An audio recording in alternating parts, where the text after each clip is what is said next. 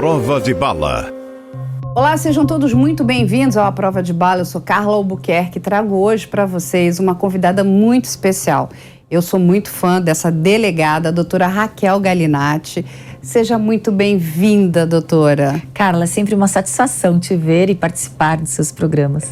E a gente vai falar hoje de medidas protetivas, né? A doutora Raquel está fazendo aí um trabalho bastante ativo em relação a esse assunto e na proteção da mulher.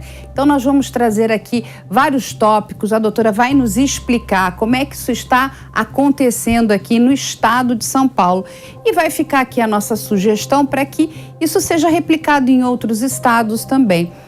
Antes de mais nada, nós queremos aqui parabenizar o nosso governador, o Tarcísio, que sancionou uma lei muito importante para nós mulheres aqui no estado de São Paulo. É uma lei que agora obriga os estabelecimentos noturnos, como bares, boates, restaurantes, a prestar apoio e auxílio a vítimas, né? A mulheres que estejam em situação ali de abuso ou violência. Não é isso, doutora? Sim, é uma lei extremamente importante, amplia a possibilidade da mulher que está vulnerável, não num contexto doméstico e familiar, mas num ambiente de entretenimento, num ambiente de lazer. De repente, essa mulher ela se depara com alguém que de repente não é o que ela imaginou naquele encontro, alguém que se pode estar sendo agressivo, invasivo, e ali há a necessidade também dos estabelecimentos darem a atenção e possibilidade daquela mulher buscar ajuda o mais rápido possível. Esses protocolos já existem em outros lugares do mundo. A gente tem alguns casos emblemáticos, como na Espanha, em que houve uma agilidade ali na identificação e na responsabilização do então jogador, Daniel Alves. Tem também o famoso caso que ocorreu lá em Londres, no Reino Unido, e ali a violência contra as mulheres quando elas estavam vulneráveis, vítimas de crimes sexuais. Também foi implementado o protocolo Ask for Angela. Então a gente tem alguns nortes, também na Austrália, Nova Zelândia, a gente tem políticas que abrangem e que protegem as mulheres de uma forma mais eficaz. Não, isso é muito importante, doutora Raquel. Esse caso do Daniel Alves, o protocolo se chama No Calem, ou seja, não se calem, né? E, enfim, é muito triste tudo que está acontecendo com essa vítima, né? Essa mulher de 23 anos. A gente já falou muito aqui no A Prova de Bala sobre esse caso e cada dia chega uma notícia nova, uma nova informação. E se já não bastasse tudo que essa mulher sofreu e ficou comprovado que realmente ela sofreu, agora a máxima, doutora, é que o advogado de defesa alega que não houve, né, abuso algum, não houve estupro, que o sexo foi consensual. Bom, a senhora deve ter lido também. Sim. Porque a vítima estava lubrificada. Eu quase caí da cadeira. É uma situação em que eu não sou médica nem especialista em fisiologia, em anatomia do corpo humano, mas qualquer pessoa que tenha feito o mínimo de um curso primário de primeira a quarta série sabe que a gente tem algumas respostas imediatas do nosso corpo até pela proteção. Então, primeiro que o crime de estupro, ele é caracterizado por uma violência sexual através de um ato sexual, através de violência ou grave ameaça. Não existe uma anuência quando esta pessoa é ameaçada ou esta pessoa ela tem sim uma violência ali praticada para o ato sexual. E como resposta, se a manifestação do corpo também ela pode até para preservar e ter menos lacerações no próprio corpo, a lubrificação. Então é uma situação que é completamente incongruente, é inconsequente e irresponsável utilizar uma tese de defesa de desqualificar de tamanha forma a mulher. Então eu acho que existe limite para tudo, inclusive para a defesa. Eu acho que a gente tem as leis ali norteando a nossa conduta, mas a moralidade, a honestidade, ela tem que preponderar. Não, aonde chegou, né? Quando eu li esse argumento, eu disse, gente, essa pessoa, ela consegue despertar os piores sentimentos dentro de nós mulheres, né? Porque é muito triste. Eu entendo que toda pessoa tem o direito à defesa, né? Até para que o processo legal corra de forma transparente, correta e segura. Mas a gente não precisa descer o nível tão baixo, né, doutora? E o que essa moça está passando é muito, muito triste. Mas a boa notícia é que a juíza, né, que é a que está cuidando desse caso no momento, ela já disse que Daniel Alves não sai da prisão que ele se encontra. Ele está numa prisão preventiva no momento. Sim, o sistema de justiça criminal da Espanha está dando uma aula de como proteger a vítima. A gente sabe que a vítima ela fica relegada, sim, a quinto plano, muitas vezes com um papel somente de ser testemunha daquele processo criminal. E as suas proteções constitucionais, a sua dignidade humana, ela fica abandonada porque os olhares estão para aquele criminoso que rompeu leis, né? Violou leis. Então, dessa forma, a gente está vendo a atenção para aquela vítima com a sua palavra acreditada. A gente está vendo a quebra de estereótipos em que as vítimas são pré-julgadas, principalmente em crimes sexuais. E é uma aula para o mundo, para toda a sociedade, quando a gente vê que a vítima ela não pode se intimidar sobre pecha de ser classificada ou estereotipada. E aí, doutora, eu vou pedir assim, para a gente dar assim, uns 10 passos para trás. A gente vai falar bastante dessa questão das medidas protetivas nesses ambientes, né? Bares, restaurantes, boates. Mas o que precisa ficar claro para as pessoas, a gente já falou aqui algumas vezes, mas a gente precisa repetir, é o seguinte: não é porque uma mulher está casada com alguém ou ela tem um parceiro que ela tem que querer sempre fazer sexo com esse homem, correto?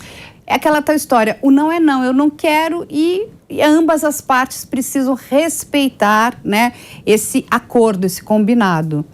Sabe, Carla, quando a gente convive, o direito ele é uma leitura e nortes para uma convivência em sociedade em que direitos são preservados, direitos eles não são violados, os limites de cada um. Mas por muito tempo a sociedade conviveu em que a mulher ela era desprovida de direitos, de vontades e de posicionamentos. Muitas vezes a gente até tem não só a situação em que era uma obrigação marital, em que a mulher deveria necessariamente prover o sexo àquele seu marido. Também tínhamos teses de defesa em que quando o homem se sentia atraído, às vezes sem o conjunto probatório ali fático demonstrado, ele poderia, para legítima defesa da honra, matar aquela mulher, e aquela tese ela era aceita em júri. Então é uma situação em que a gente evolui, o pensamento do coletivo, do subconsciente popular evolui, e a lei assim ela pode ser aplicada. Então quando a gente ainda tem situações extremamente bizarras em que todos acreditam no que está sendo falado de uma forma repetida, muitas vezes aquele que pratica o crime ele não vê um crime ali praticado, né? Então, existe sim o estupro marital quando a mulher não anuiu, quando aquela conjunção carnal, ou ato libidinoso diverso da conjunção carnal é praticado mediante violência ou grave ameaça, existe sim a caracterização, a tipificação do crime. Afinal, a mulher não é propriedade do homem. Não, e ambas as pessoas têm que ter vontade e desejo. E que fique claro que, independente do ato ter começado, se uma das partes não quiser avançar com aquilo, a outra precisa entender e precisa parar. Essa dúvida que fica na cabeça das pessoas, então, que é um dos argumentos que está sendo usado lá na Espanha pelo Daniel Alves. Não, ela começou, ela já tinha me dado um beijo, já existia algo ali. Enfim, existia algo na cabeça dele, né? E ele criou aquele cenário para abusar, para estuprar essa mulher. E olha o que aconteceu, né? Porque as pessoas... E tem uma outra máxima que eu gosto muito, que as pessoas gostam de dizer, mas eu não sabia. Bom, então se não sabia, tem que saber, né? É o mínimo. Você tem que saber que você não pode abusar de uma mulher, que você não pode violentar essa mulher, que você não pode estuprar essa mulher, porque caso você o faça, você vai responder perante a justiça. E a gente sabe que a lei é bastante rígida nesses casos. Tem um outro evento muito triste que envolve um outro jogador de futebol, eles estão aí se superando, né, doutora Raquel, que é o jogador Robinho. E aí esse, né, ele, além dele ter dado bebida alcoólica para uma mulher, deixado ela em quase um estado de coma alcoólico, o que todos descobrem é que ali foi um estupro coletivo. Essa moça foi abusada de todas as formas. E ele fala assim, não, mas ela queria, ela estava gostando. Eu adoro que uma vez, eu já gravei muito com a doutora Raquel e com policiais aqui, e eu lembro uma vez que nós fizemos uma operação bafômetro com a Polícia Militar, e a Polícia Militar falava o seguinte, olha, cuidado, hein, porque bêbado, autorização de bêbado não tem valor. Porque se você usar isso, lá na frente a justiça vai dizer o seguinte, mas ele estava bêbado, logo ele não tem condição nenhuma de autorizar nada. É a mesma coisa. Uma pessoa que está fora do seu controle, ela não autoriza nada. Autoriza? Não, inclusive pode até ser caracterizado estupro de vulnerável, porque a vulnerabilidade ela não é somente caracterizada pelo fator idade. Também a gente pode caracterizar quando a vítima ela não tem já como se proteger, como decidir por si só, por estar entorpecida, por estar sedada. Então a gente pode falar sim, estupro de vulnerável, e é mais grave ali a tipificação e a pena. Sabe o que é interessante? Quando a gente fala em crimes sexuais e quando a mulher de uma certa forma inicia contatos não sexuais, mas contatos assim físicos, ou é um beijo, ou é um abraço, ou é um flerte, de forma errada, equivocada, as pessoas elas tentam se garantir como tese de defesa que essa iniciação foi uma possibilidade, uma abertura para a prática de todos os atos sexuais que vêm correlatos e que caracterizam os crimes. Porque se falássemos de homem, quantas vezes a gente também pode entender que um homem inicia atos que envolvem de forma mais íntima, ou um beijo, ou um abraço, e ele de repente ele não quer mais dar continuidade, ou ter uma intimidade maior, ou ter um ato sexual. É muito mais difícil aquele homem manter a situação adequada, fisiológica, para o coito, para o coito vaginal, pela cópula, né? Então a gente percebe que a mulher ela fica em extrema desvantagem, porque apesar de falar não, ela não consegue se proteger nem pela força física, nem pela forma anatômica e principalmente por preconceitos e situações que descaracterizam ela como vítima.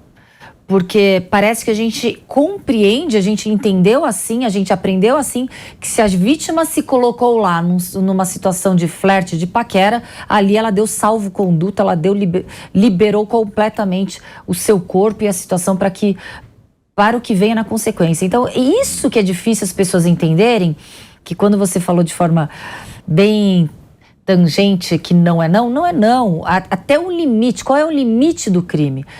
Quando não existe uma anuência, uma concordância, quando a outra pessoa não consentiu.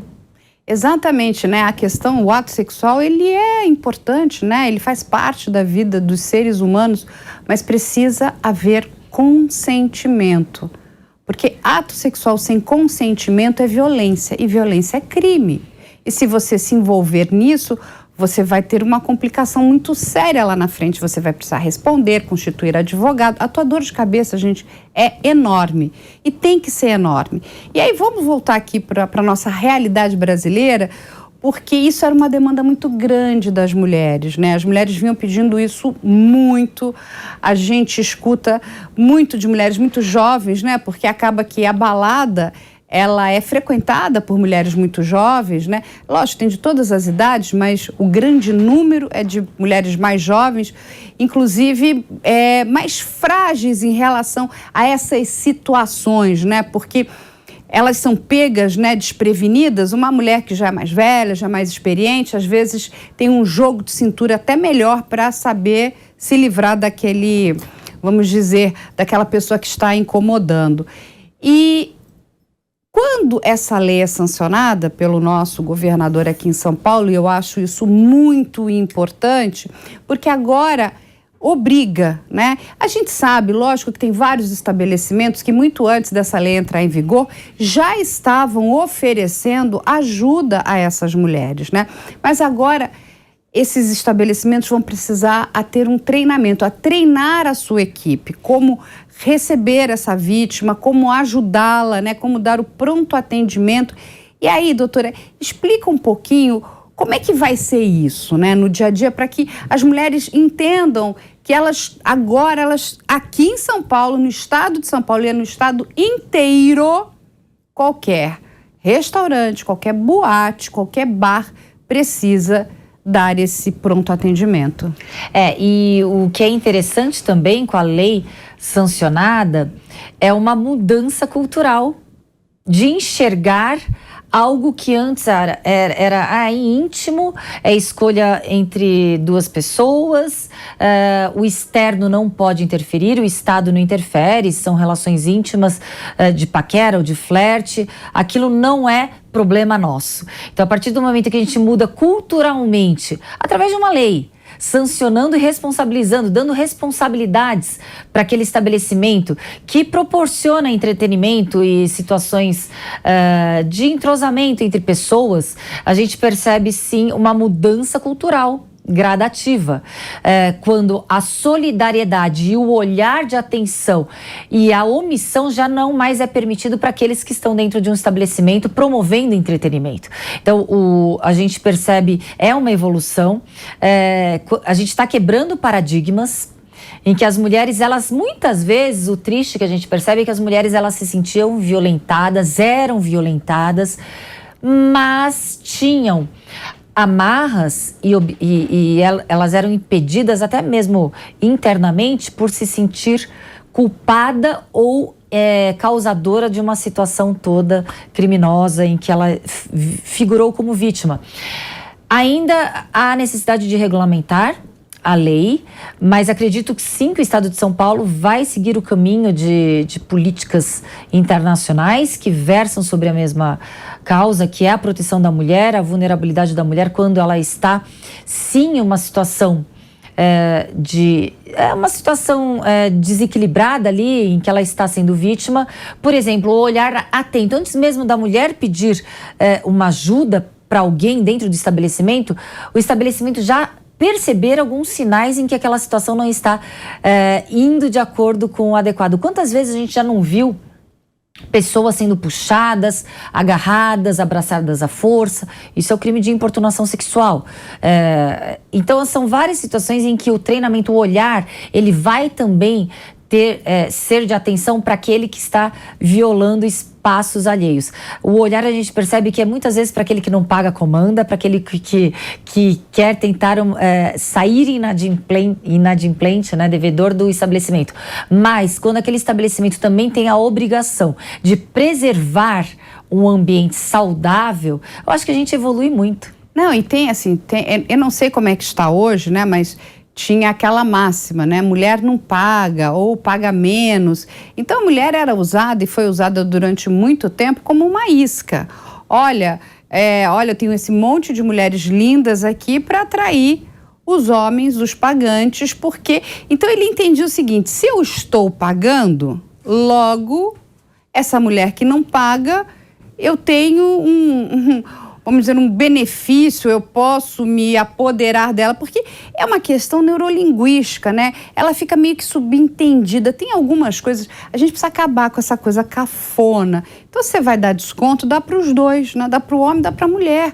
Sei lá, eu vou dar desconto, sei lá, às terças-feiras é o desconto que eu vou dar 20% para homens e mulheres, aí nas quartas vou dar um outro tipo de desconto. Agora, quando você oferece só para um determinado gênero e o outro está tendo que pagar, e a gente vê isso em vários estabelecimentos de todas as classes sociais, é para o quê? É para atrair mais homens e fica subentendido, então, se eu estou pagando, eu preciso ter um benefício maior, não é isso? Com certeza. É interessante esse raciocínio de forma muito acertada, porque quando a gente percebe que existe uma necessidade, a gente precisa de uma sociedade mais igualitária, mais equilibrada, mais representativa, de espaços sendo ocupados de uma forma realmente igualitária entre homens e mulheres, mas em contrapartida, partindo do pressuposto em que as mulheres de repente não têm o poder aquisitivo do homem para tentar, para um show, para uma discoteca, para uma danceteria, então vamos colocar o valor ou muito abaixo, ou VIP daquela mulher. A mensagem que passa é que aquela mulher está também como parte do entretenimento. Então, aquela mulher também faz parte do show. Aqueles homens, eles vão ali, eles estão com poder financeiro, preponderando e como se tivessem mais direitos e mais vantagens, como quando, por exemplo, eles compram um espaço VIP e aquele espaço VIP, mulheres até desconhecidas são convidadas a participar daquele espaço VIP dentro de um ambiente de entretenimento, uma danceteria e etc. E ali, o que vem no pacote do espaço VIP? Não ser perturbado, de repente, por seguranças, uma fiscalização menor, ambientes como banheiros privados. E aí o estabelecimento, ele tem agora, através de uma lei, falando, não, a responsabilidade é do estabelecimento de tudo que ocorre. Então, não é porque o espaço é comprado que as regras podem ser violadas naqueles espaços ou pessoas desrespeitadas. Então, é muito interessante quando há necessidade da gente fazer uma leitura conglobante, é uma leitura complexa da situação. A gente não está falando que a gente não gosta mais de gentilezas ou de algo por sermos mulher, termos assim, uma gentileza, uma flor, algo sendo oferecido. Não, as gentilezas são muito bem-vindas, mas gentileza é uma coisa, né? Agora, você ser uma oferta, né? Você fazer ser parte um do prêmio show é outra, né? Fazer parte do entretenimento, fazer parte ali do ticket, né? Do ingresso pago, vão ter mulheres. Então é uma situação que a gente tem que quebrar também. São situações, são formas de marketing para aquele estabelecimento tenha mais clientes ou tenha um lucro maior. Você sabe, doutora, que eu estava lembrando aqui, eu conversei há um tempo atrás, né, com amigos da área de publicidade. E você deve lembrar, né, muito bem, que as campanhas de bebida, lembra de cerveja, elas usavam muito o corpo da mulher, Sim. O corpo feminino, né? E era muito interessante porque foi feita também uma outra pesquisa, quem é que comprava a cerveja? Apesar da propaganda estar voltada para o público masculino, olha que loucura, como é que a gente vai incutindo, né, esse comportamento inadequado nos nossos homens? É cultural mesmo.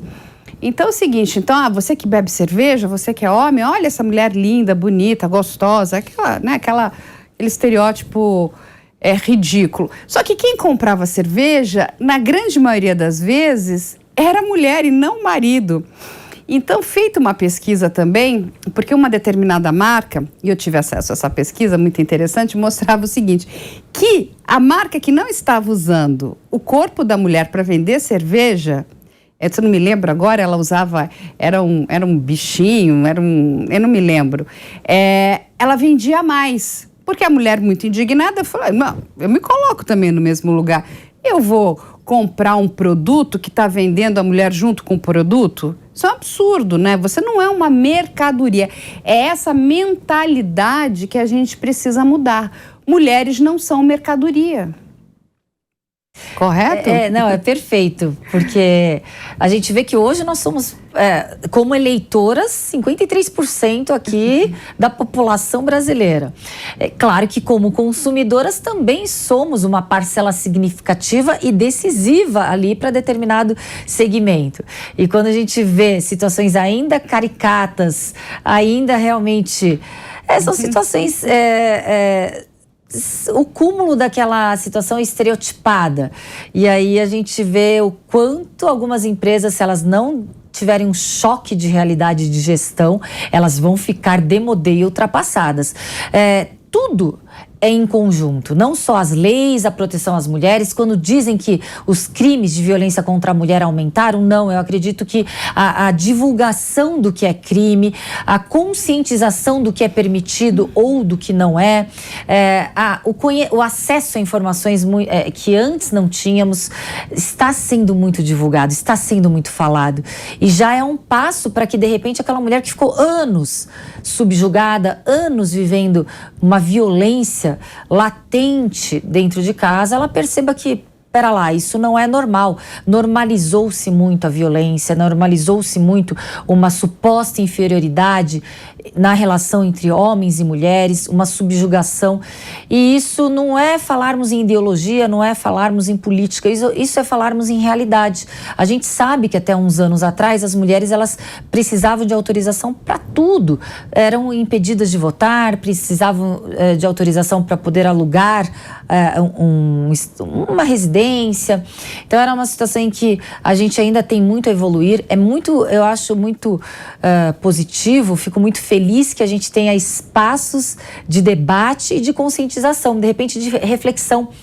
Porque se a gente não está nesse lugar, a gente parece não querer enxergar o que acontece.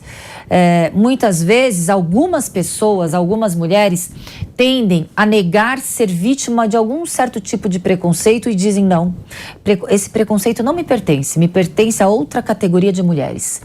E eu sinto informar e dar a péssima notícia que todas as mulheres são vítimas sim de preconceito, independentemente de qual categoria você se insere, porque por muito tempo houve também aquela tentativa de mulheres serem colocadas contrapostas e serem colocadas como rivais, justamente para enfraquecer as mulheres entre mulheres. Então, quando alguns homens diziam: aqui é tão legal que só você vai poder participar desse grupo, desse seleto grupo. Ou você é muito legal. Então a mulher já se sentia superior por poder fazer parte de um grupo de homens. Mas pelo contrário, eu posso fazer parte, mas por que não outras? O que eu tenho de especial? Ou é vocês querendo conflitar ali e colocar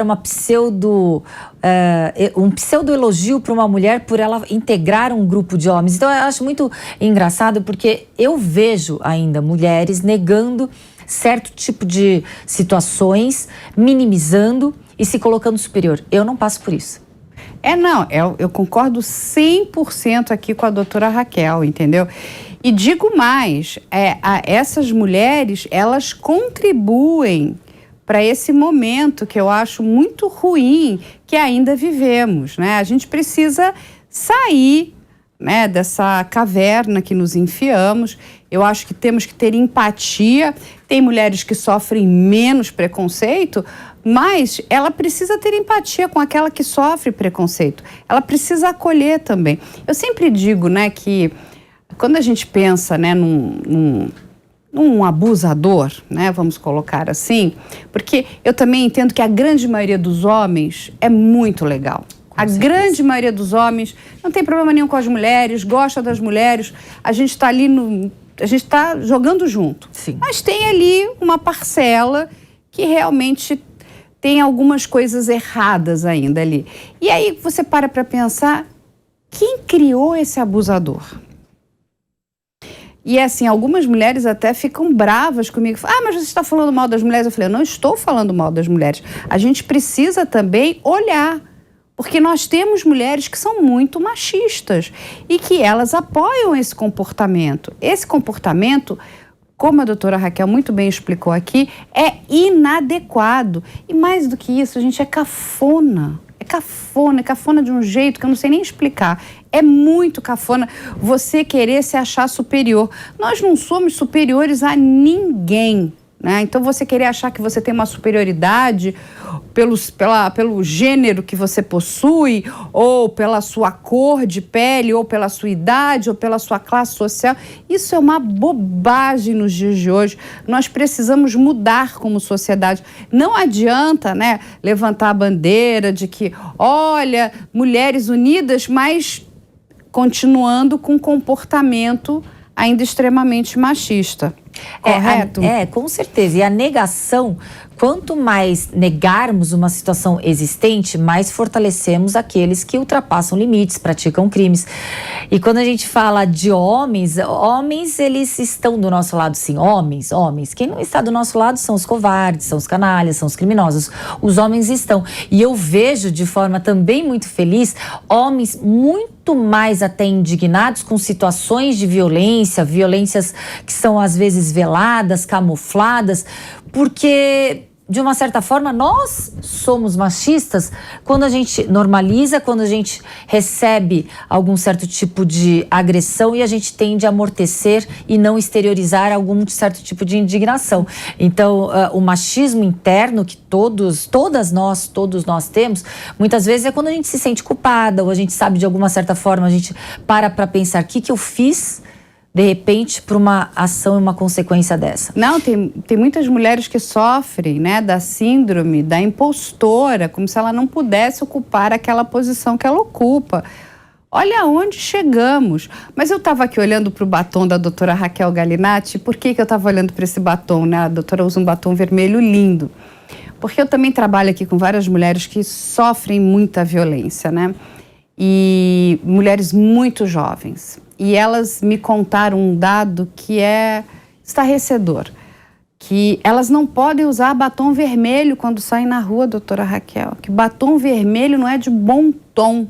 Então criou-se um padrão que mulheres, vamos dizer, né, para esses homens que são corretas, não usam batom vermelho. Aí eu adorei que a nossa superdelegada que usa um batom vermelho lindo, né? Vermelho e unha vermelha.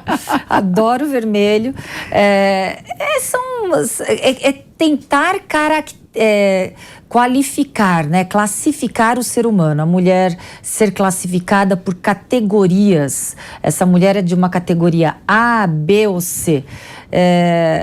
E é algo realmente retrógrado, é algo que a gente vem combatendo, a gente vivencia, mas a gente repudia.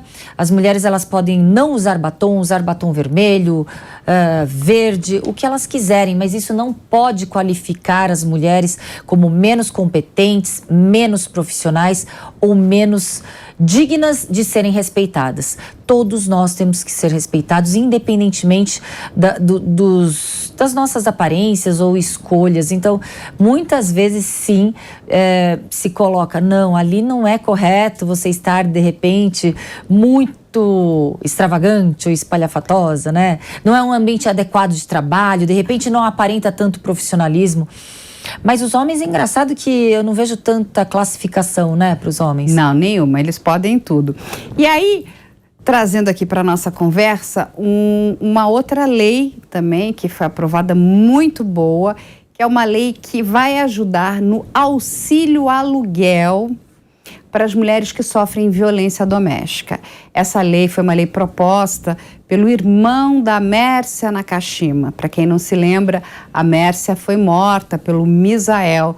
Foi muito triste, nós tivemos a oportunidade de entrevistar essa família. Quem quiser ver o caso está no canal Operação Policial, tem na Prime Video também.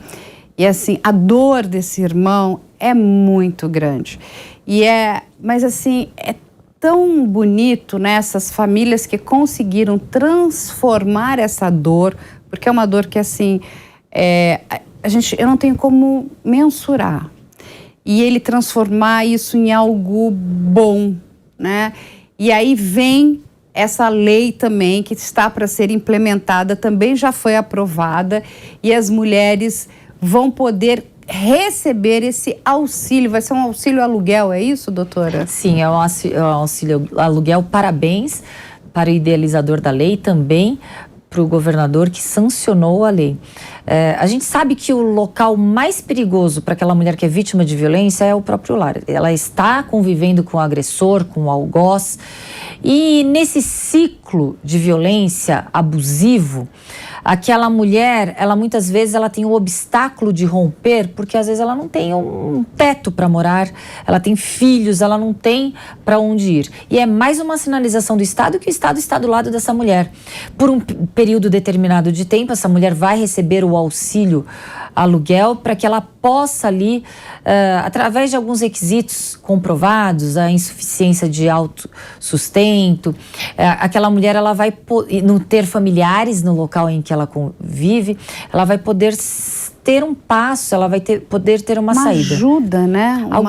Alguns falam assim, mas por que essas mulheres não vão para abrigos, acolhimento, casas de acolhimento que já existe como política pública para a defesa dessas mulheres que são vítimas de violência? Porque muitas vezes, olha a pecha dessa mulher. Muitos abrigos, eles já são submetidos a sigilo de localidade. A mulher ela tem que também manter preservada a sua identidade, ela tem que romper, ela tem que ser violada também do seu passado, romper com o seu passado para poder ser protegida no seu futuro. Mas quando o Estado sinaliza a proteção e uma mão estendida para aquela mulher, claro que é uma força, que é um impulso para que aquela mulher que vivencia violência no seu dia a dia, no seu lar, ela rompa esse ciclo. Não, isso é muito importante. Olha, então, assim, nosso governador está de parabéns. A gente vai falar também de algumas leis aí para o município de São Paulo, também muito interessante. Mas aí vamos voltar, porque os dados de feminicídio, doutora Raquel, cresceram muito, né? E no primeiro semestre de 2022, foram 699 mortes de mulher, ou seja, 699 feminicídios. Essas mulheres foram mortas pela condição de serem mulheres, ou seja, é quase 4 a cada dia. Esse número é muito alto, ele vem crescendo, ele não vem diminuindo. E aí eu vou pedir aqui para a doutora Raquel explicar para a gente também, porque muitas mulheres perguntam, eu preciso ir até uma delegacia para fazer uma denúncia, para pedir uma medida protetiva, porque muitas mulheres, inclusive, doutora, infelizmente ainda têm medo de ir até uma delegacia, porque tem medo que alguém no bairro possa vê-la entrando e contar ali para o agressor. A gente sabe que essas mulheres, elas vivem um pânico, né? Elas, na grande maioria das vezes, são figuras muito embotadas, elas se retraem muito, elas já estão ali, sabe, naquele sofrimento, porque a gente sabe que um agressor, ele não entra no relacionamento batendo, ele entra no relacionamento trazendo flores, bombons, é tudo lindo, bonito e maravilhoso, te chama de princesa, de rainha, de mulher, assim, do outro mundo, e aos poucos ele vai mudando esse comportamento, né? Uma vez uma psicóloga me explicou que é mais ou menos a experiência do sapo. Se você jogar o sapo na água quente, ele vai, né, bater e pular. Ele não vai ficar. Agora, se você for ali aumentando, né, a temperatura da água aos pouquinhos, você cozinha o sapo. É mais ou menos a mesma coisa. Então, a agressão, ela vai começando de forma verbal, e aí ela vai mudando para uma agressão mais psicológica, depois para uma agressão física, e até ela vai terminar no feminicídio. E muitas mulheres não sabem o que fazer, não sabem como pedir uma medida protetiva. Muitas mulheres reclamam que elas também receberam o direito à medida protetiva, mas esses homens não respeitam a medida protetiva e quando sabem da medida, ficam até mais violentos. Mas aí vamos partir aqui, vamos dizer, esse bolo em partes. A primeira, é possível pedir essa medida protetiva de forma digital? Hoje sim, Aqui no estado de São Paulo e em outros estados existe a possibilidade de registro desse crime através de boletins eletrônicos no endereço online das polícias civis de cada estado. Também a solicitação de medidas protetivas de urgência online, então hoje existe essa possibilidade. Aqui no estado de São Paulo foi pioneiro pela abertura da possibilidade do registro online, que foi bem no início da pandemia, em março de 2020, quando houve essa necessidade de poder propiciar para aquela mulher que vive com seu agressor mais uma possibilidade de poder denunciar. Porque, como a gente falou, é o lugar mais perigoso para aquela vítima, é o próprio lar, quando ela convive com o algoz. E quando você falou, você estava falando do agressor, da mulher, me remeteu uma experiência que foi feita com ratinhos, com camundongos de laboratório, em que eles estavam numa caixa, cada um numa caixa, sendo que um ratinho estava numa caixa que completamente todos os locais dessa caixa davam choques. Então ele correu muito dentro dessa caixa, ele ia para todos os cantos dessa caixa de forma exaustiva, e o outro estava numa caixa normal. Até que chegou um momento que esse ratinho ele cansou, ele ficou tomando choque permanente. Aquele outro ratinho, ele tomava choque de forma esporádica, então ele ia para um lado, ele ia para o outro, ele ia para o outro lado. Quando este ratinho que estava numa caixa, que ele tomava choque, parou de tomar o choque, ele começou a ficar angustiado novamente. Então, a leitura figurada é que, de repente, aquela vítima de violência, ela acostumou tanto com a violência, ela está tão adormecida com a violência, que ela não se vê mais sem aquela violência, ela acostumou com aquela dor, ela vivencia aquela dor, ela não fica mais angustiada, ela está em permanente angústia, em permanente dor, amortecida. Então, resgatar essa vítima é algo muito complicado. Você fez a analogia de... eu faço aquela analogia ao contrário, daquela mulher que vivencia num ambiente cheio de lodo, de lama, ela está naquela banheira submersa de sujeira, mas quando ela tenta levantar, ela sente um frio, então ela volta, ela prefere o lodo, a lama, aquela situação fétida, do que passar um frio e mudar para uma piscina de repente limpa. Então é uma situação, uma analogia que a gente vê e necessita mais do que o amparo do sistema de justiça criminal, políticas públicas do Estado. A gente precisa, sim, do amparo familiar, social, psicológico. Aquela mulher é uma vítima diferenciada em que precisa ser resgatada de todas as formas e ser reinserida na sociedade, e também com a sua necessidade de autossuficiência, autoestima e autossuficiência. Não, isso é importantíssimo, você resgatar essas mulheres, né? E toda vez que a gente consegue resgatar uma mulher dessas, ela é transformadora, porque ela é capaz de fazer coisas, gente, incríveis. E uma mulher também que denuncia um agressor, principalmente se esse é um agressor serial, ela ajuda todas as outras mulheres. E aí a gente tem vários casos, né? Aquela figura horrenda, né? Que ele se autodenomina João de Deus, aquele homem não tem nada de Deus, né? O João Teixeira, o nome dele.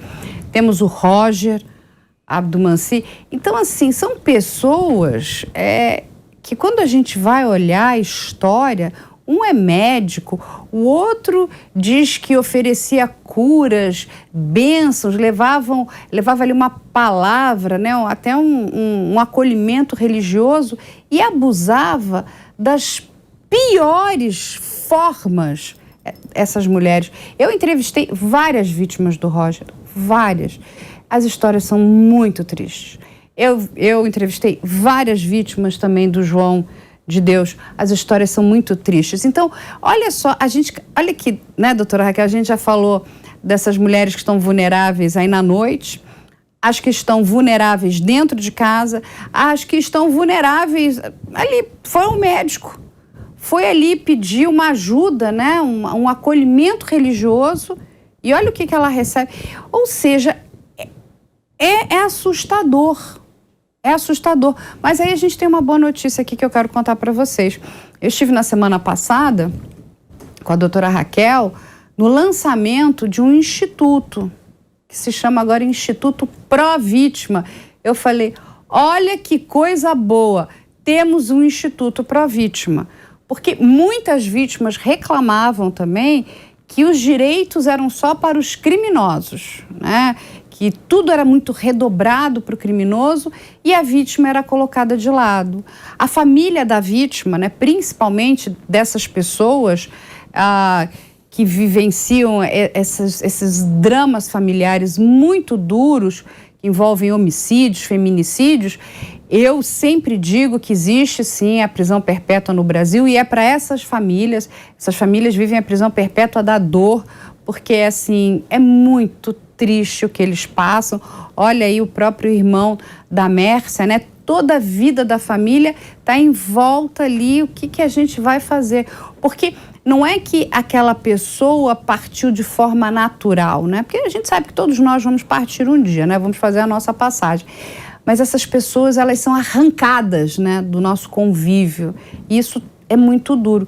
Eu vou pedir para a doutora Raquel explicar um pouquinho desse instituto que é tão bacana e que ele foi idealizado por uma promotora, não é isso? Sim, é a promotora de justiça Celeste Leite, promotora de justiça aqui no estado de São Paulo, idealizou esse instituto, convidou vários atores da sociedade, não só juristas, mas ativistas, aquelas pessoas, sociólogos, pessoas que também estudam comportamento humano, que estão ali engajadas para a ampliação dos direitos humanos. E quando a gente percebe que muitas vezes a vítima, por muito tempo, ela ficou abandonada no sistema de justiça criminal, somente com papel de testemunha para o Estado punitivista poder prender, responsabilizar aquele agressor. Então, todos os holofotes e atenções sempre foram para os criminosos.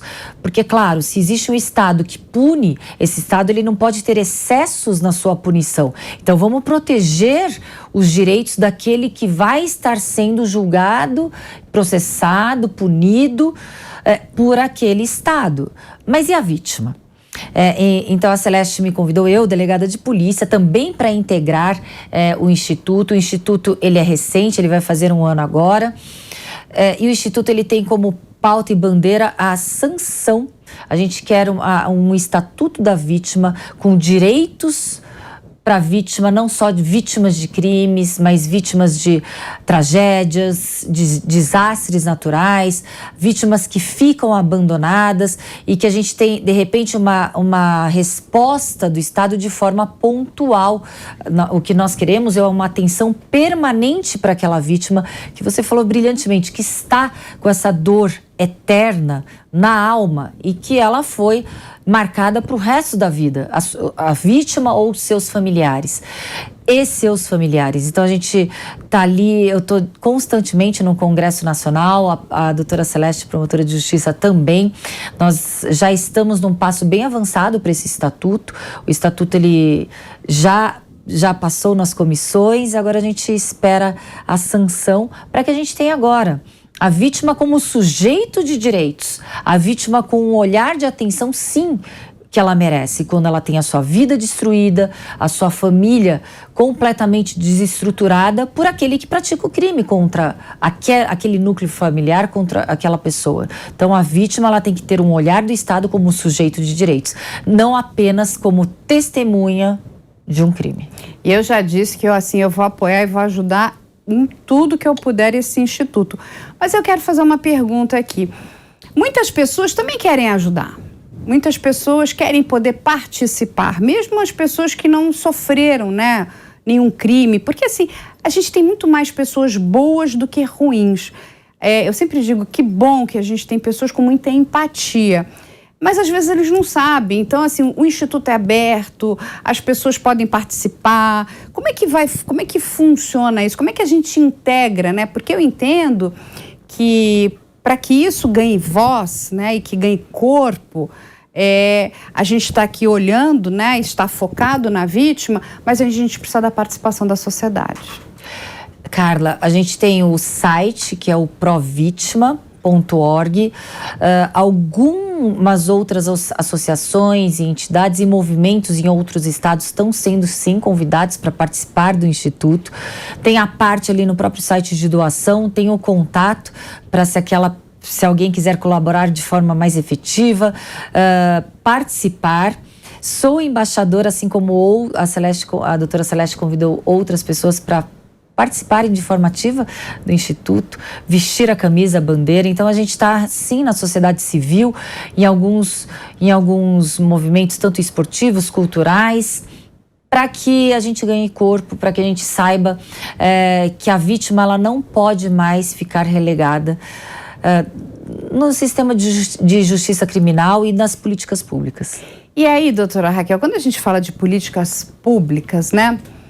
A doutora Raquel é delegada, né? Ela, uma grande delegada, enfim, já trabalhou e aí na frente aí de vários casos de agressão em relação a mulheres, inclusive. O que para você, como é que você vislumbra o que pode vir aí de bom, né? De tudo que você já ouviu, da demanda das pessoas, da demanda da sociedade. Quando eu digo sociedade, somos mulheres e homens, né? Não é só das mulheres, mas são das vítimas, né? Quais são essas políticas que a gente ainda pode trazer, pode implementar para que a gente melhore esse quadro de violência? A gente percebe que cada vez mais existe a conscientização através de vários setores. A imprensa é um setor fundamental para que a gente tenha a divulgação da problemática existente. E políticas públicas efetivas são aquelas que os governos eles têm coragem de implementar. Coragem, vontade política, investimento, dar estrutura para aqueles que têm como obrigação e como missão proteger a sociedade como um todo. Instituições de Estado muitas vezes estão abandonadas, estão desestruturadas, estão calejadas de tanta falta de atenção e de prioridade por parte dos governos. Então, a atenção tem que ser realmente através de investimento, de obrigatoriedade, não só colocar as instituições que protegem a sociedade como opção de política, e sim obrigatoriedade.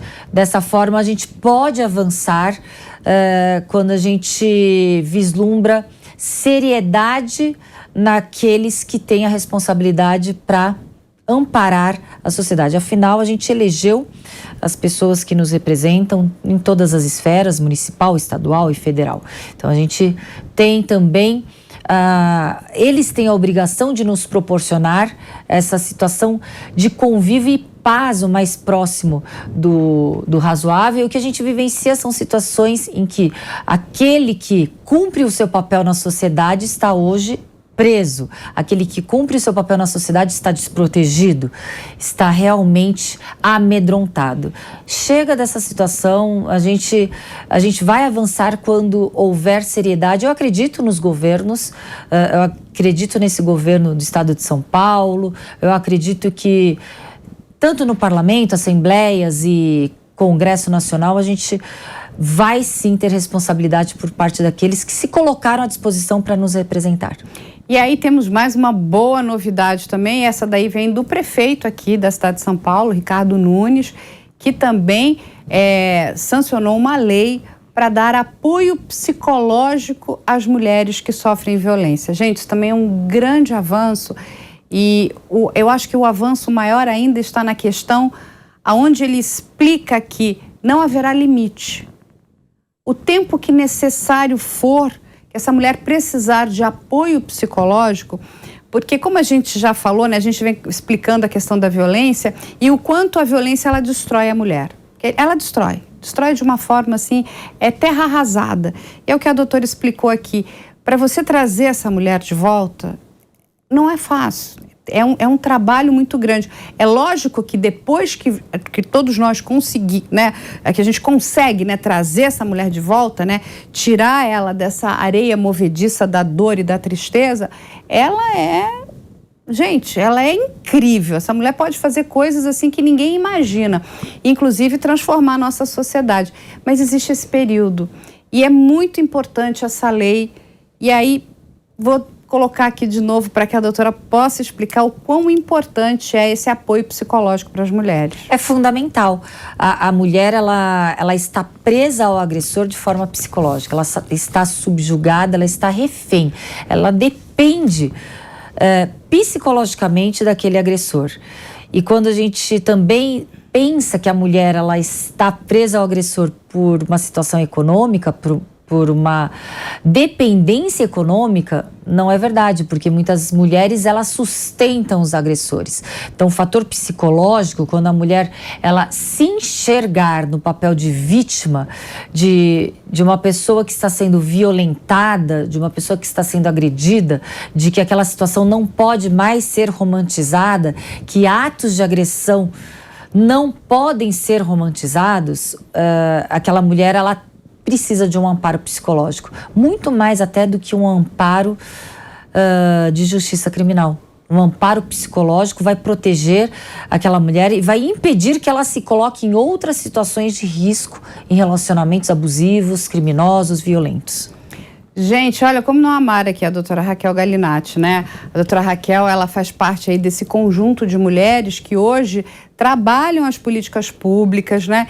Que pensam, né, o que nós precisamos para nos transformarmos numa sociedade melhor. Nós precisamos de pessoas como a doutora Raquel. E assim, uma coisa que a gente tem que ter em mente, nós temos que trabalhar em conjunto com homens. Não adianta ser a mulher aqui e homem ali. Nós só vamos vencer esse problema da violência se trabalharmos em conjunto, se estivermos unidos, porque não é mulheres e homens, somos todos juntos, somos uma sociedade. Nós precisamos dos homens, assim como os homens precisam das mulheres, entende? E assim, a gente tem que acabar com essa mentalidade ultrapassada, cafona. Eu não tenho nem palavras, isso é tão... É uma coisa, quando você para, a gente está em 2023, a gente ainda está conversando sobre isso. A causa da defesa da mulher, ela não é uma causa de gênero, ela não é uma causa segmentada, é uma causa de direitos humanos e pertence a todos. E é fundamental que tenhamos todos combatendo crimes, situações de injustiça, situações em que as mulheres ainda estão de forma desproporcional inseridas na sociedade. Então, é uma causa de todos nós. Todos nós temos que propiciar ambientes favoráveis para que estejamos realmente ali no nosso lugar. Seguros. Eu só tenho aqui a agradecer a doutora Raquel Galinatti. Vou convidá-la muitas vezes para a gente falar de outros assuntos. Ela é uma expert aí em segurança pública também, em assuntos criminais, que eu sei que aqui as pessoas que nos acompanham gostam muito. Doutora Raquel, muito obrigada. Eu agradeço a todos vocês e a gente te espera na próxima semana com mais um A Prova de Bala.